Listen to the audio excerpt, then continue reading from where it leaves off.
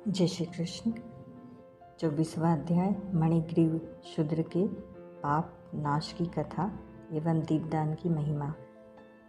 मणिग्रीव बोला, हे द्विजवर, मैं विद्वानों से युक्त सुंदर चमत्कारपुर नगरी में अपनी पत्नी के साथ रहता था।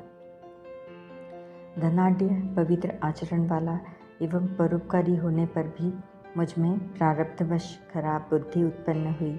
मैंने अपनी दुष्ट बुद्धि से अपने धर्म का त्याग करते हुए नित्य परिस्त्री का उपभोग किया, न पीने योग्य मदिरा आदि वस्तुओं का पान किया।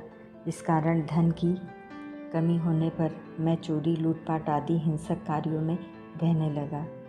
तब मुझे मेरे बंधुओं ने त्याग दिया।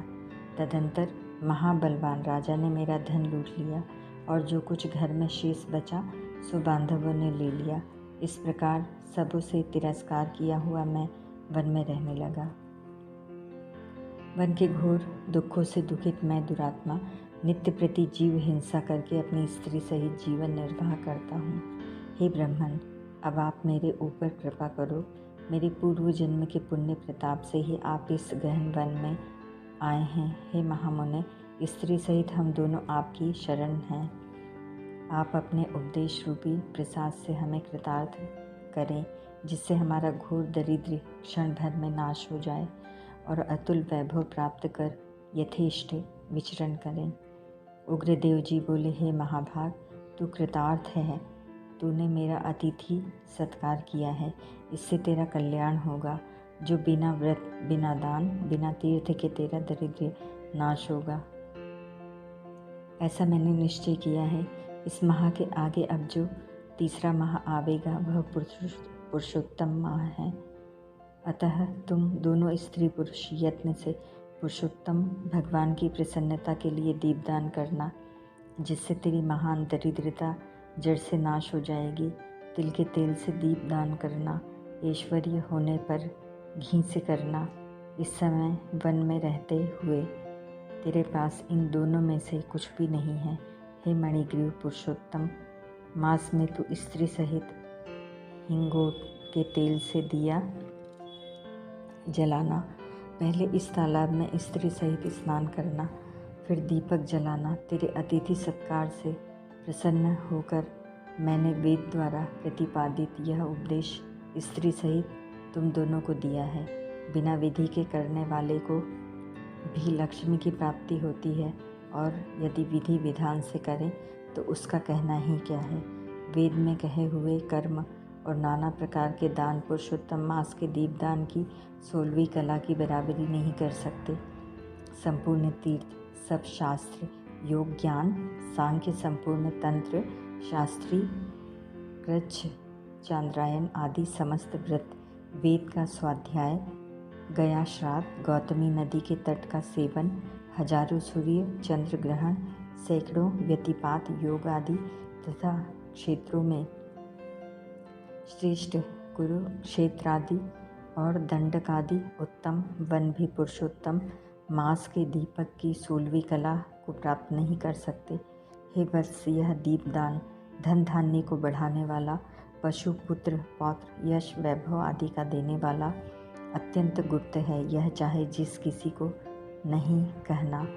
बांझ स्त्री के बांझपन को दूर करने वाला, स्त्रियों को सुहाग देने वाला, राज्य से छूटे हुए को राज्य का देने वाला, मनुष्यों की अभिलाषा को पूर्ण करने वाला। यदि कुमारी कन्या इस व्रत का अनुष्ठान करे तो उसे दीर्घ आयु वाला और सर्वगुण संपन्न पति मिले। स्त्री की इच्छा करने वाले को श्रेष्ठ सुशील एवं पतिव्रता स्त्री प्राप्त होती है। विद्यार्थी को विद्या प्राप्त होती है। सिद्धि का इच्छुक श्रेष्ठ सिद्धि प्राप्त करता है। गड़ा खजाना चाहने वालों को खजाना मिलता है। मोक्ष की इच्छा करने वाला मोक्ष पाता है। जो पुरुष बिना विधि व बिना शास्त्र की मत के ही कहीं भी दीपदान करता है तो वह भी संपूर्ण कामनाओं को पाता है। हे वत्स, जो विधि से नियमानुसार दीपदान करे तब तो कहना ही क्या है। अतः श्री पुरुषोत्तम मास में दीपदान अवश्य करना चाहिए। यह मैंने तुझे महादरिद्र नाशक योग बताया है। मैं तेरी सेवा से बहुत प्रसन्न हूँ, तेरा कल्याण हो। अगस्त्य जी बोले, ऐसा कहकर वे योगी श्रेष्ठ ब्राह्मण 2 भुजा वाले मुरलीधर हरि का स्मरण करते हुए प्रयाग को चले गए। वे दोनों स्त्री पुरुष अपने आश्रम से उग्रदेव के पीछे पीछे जाकर और उनको दूर तक पहुंचाकर नमस्कार करके प्रसन्नचित हो वापस लौटे। पुरुषोत्तम मास की राह देखते हुए ब्राह्मण की भांति में तत्पर दोनों स्त्री पुरुषों ने अपने आश्रम में 2 महीने का समय बिताया। 2 मास बीतने पर सर्वश्रेष्ठ पुरुषोत्तम मास आया।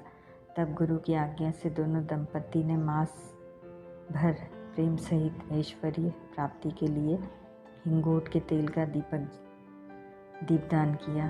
तब वे निर्मल मन होकर कुछ समय बाद मृत्यु को प्राप्त हो स्वर्ग को गए। वहाँ अनेक प्रकार के सुख भोग कर भरतखंड में उग्रदेव की कृपा से द्विजवर्ण में जन्म को प्राप्त हुए। पूर्व जन्म में मृग हिंसा करने वाला जो मणिग्रीव शूद्र था, वही तो इस जन्म में राजा वीरबाहु का पुत्र चित्रबाहु के नाम से प्रसिद्ध हुआ। इस समय जो तेरी चंद्रकला नाम की पटरानी है, वह पूर्व जन्म में सुंदरी नाम की तेरी स्त्री थी, जो पतिव्रता होने के कारण अब तेरी अर्धांगिनी हुई है, क्योंकि पतिव्रता स्त्री पति के पुण्य का आधा भाग ले लेती है। श्री पुरुषोत्तम मास में हिंगोट के तेल के दीपदान करने से तुझे निष्कंटक राज्य मिला है। जो पुरुष पुरुषोत्तम मास में घी या तिल के तेल से अखंड दीपदान करते हैं, तो फिर उनका कहना ही क्या है। पुरुषोत्तम मास के दीपदान का निसंदेह यही फल है, और जो उपवास आदि व्रत करते हैं, तो फिर कुछ कहना ही क्या है। वाल्मीकि जी बोले, इस प्रकार अगस्त्य जी राजा चित्रबाहु से उसके पूर्व जन्म का चरित्र कह तथा उनसे अभिनंदित हो अक्षय आशीर्वाद देकर अपने आश्रम को चले गए। ओम तत्सत।